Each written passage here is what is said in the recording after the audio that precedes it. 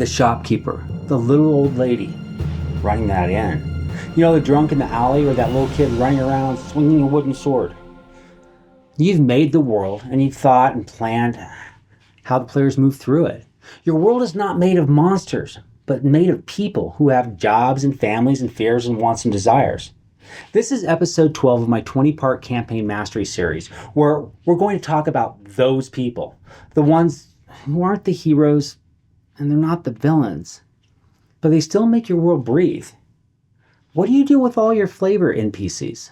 You know, the guy selling the fish, the gate guard with the cough that wants to tell you that he used to be an adventurer before taking an arrow to the knee, the woman fixing shoes while muttering to herself. They're not your story, but they're the world. And in a living world, that's kind of the same thing. Flavor non-player characters are supposed to be background, but they're just as important as a smell or the weather or even the description of the rough cobblestone streets. A town that feels like a ghost town is just that. It's a ghost town. But the minute your players turn and ask the question, well, what's your name? They stop being background. They become part of the world's fabric. You need that fabric when they return to that end, 10 sessions later, and one of your players remembers, oh yeah, I remember her name. Well, you better remember it also. So let's give them all something real to wear. Section 1, the problem. Your world feels empty.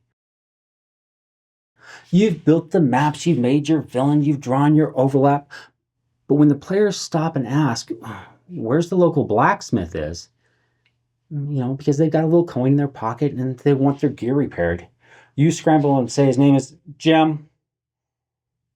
As they wait for their stuff to be worked on, they decide to stay at an inn, asking, what's the name of the woman running this inn?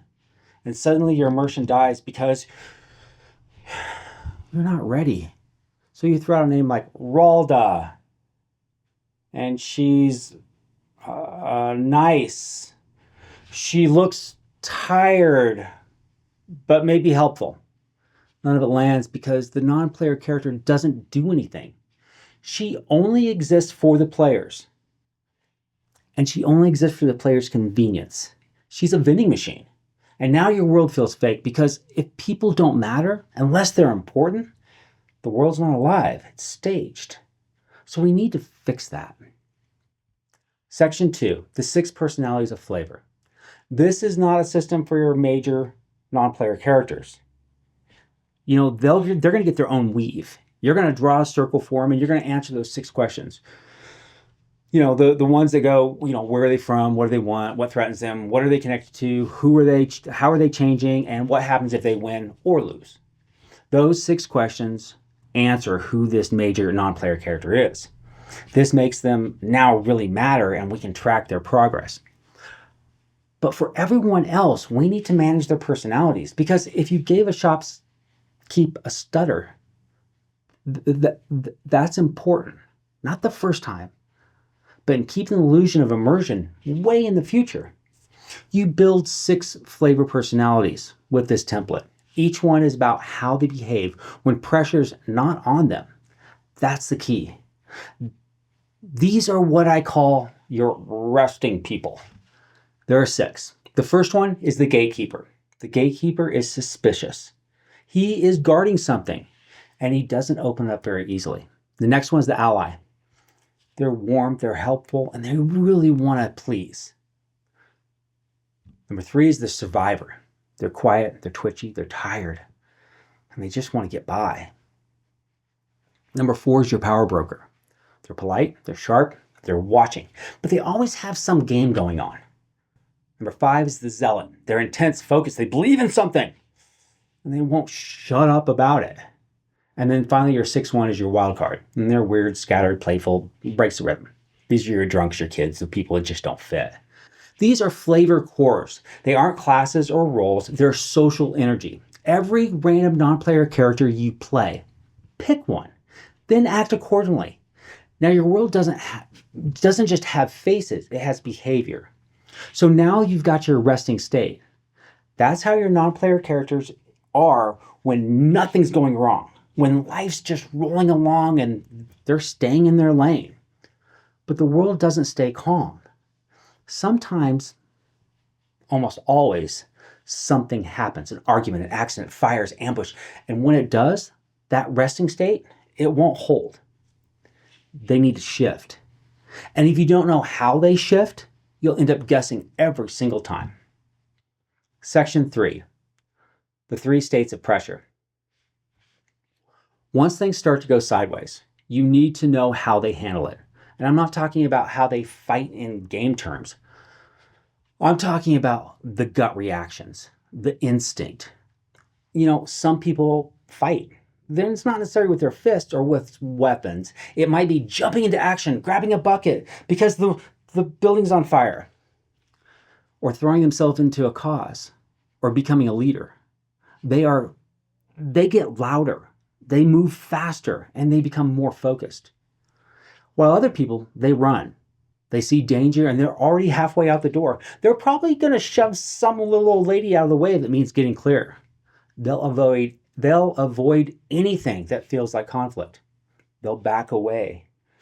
They'll mousily try to change the subject. And then there's the one who freezes.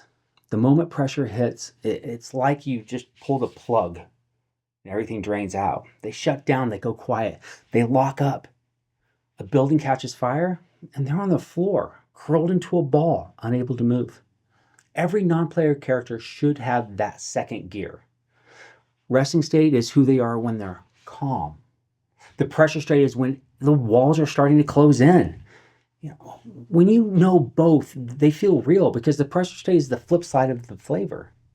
Resting state shows you who they are when life's easy. The pressure state shows you who they are when it's really not. And that's where the story starts to creep in, because once you know both, even the smallest non-player character can carry weight without you trying. Which brings us up to how flavor starts turning into a story. Section 4, flavor that tastes like story. So let's go back to Ralda, our innkeeper. You gave her survivor energy. So she talks a little slow, she won't make eye contact. And she tenses when one of your players mentioned the town guard. Her pressure is run. She is backing away from the conversation, even if it's slow. Now she's not just serving stew, she's reacting to your world. And maybe the players ignore it. Fine, it's just flavor. But maybe they don't. Maybe they press just a little bit. They start asking questions. Now this non-important NPC might start a thread.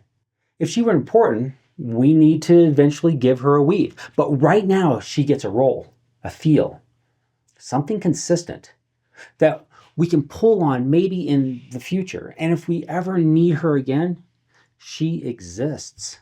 Flavor isn't filler, it's potential. Section 5, changing a flavor non-player character into a weave.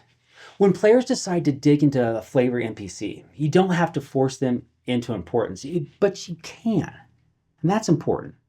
And when you do, that's when that little bit of color in the background turns into a living thread in your campaign. Maybe they want to know more about Ralda, the nervous innkeeper. You could leave her just as flavor, just a tense woman with a watchful eye who gets upset about talking about the town guard. Or you could possibly, maybe, pivot. You could give her answers to those 6 questions. Where is she from? What does she want? What threatens her? What does she connect to? How is she changing? And what happens if she wins or loses? Because once you answer those questions, she no longer is just serving stew. She's part of your moving world. Let me say that again. She's actually becomes part of the campaign with stakes and momentum. Her resting state and her pressure state are still there, but now they're supported by something deeper. The point isn't that every NPC becomes important. It's that you always have the option. If your players latch onto someone, you're never stuck scrambling because you didn't plan for it. You already know their flavor, even if you made it up on the spot. You know how they react under pressure. And now you need to just answer the 6 questions, giving you a brand new thread to pull.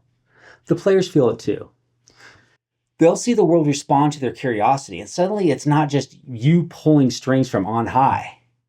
It's them shaping the story alongside you. Every single conversation, every side glance, every odd reaction can be the start of something or nothing. And that's when even the smallest NPC feels like part of the living world.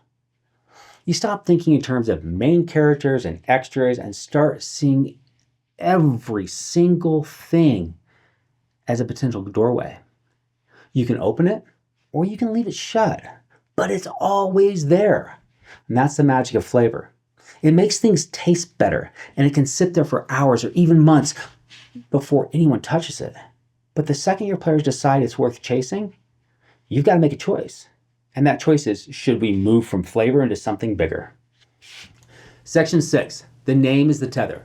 Here's a rule. If you name them, you must give them behavior. And it's not a backstory and it's not a stat block. Just energy. Because names are memory anchors. Players will latch onto those names. Ralda, Caspin, Old Dirge. Remember Jim the blacksmith?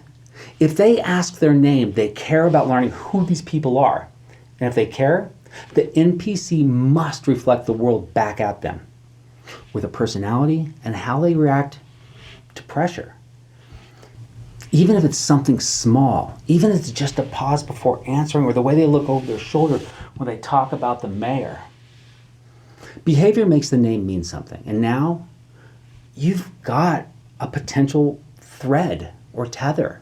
If you ever need that thread again, you can pull and it's going to lead somewhere. And sometimes all it takes to start that shift is a single name. Because once a name is spoken at the table, it's not just a placeholder anymore. It's a memory the players carry with them. Names are powerful, but they're not the end of it. Once you give someone a name and behavior, you've put them on the board. From there, you get to decide if they stay flavor or if they grow into something more. And that's where changing a flavor NPC into a weave comes in. Section 7, keeping it manageable.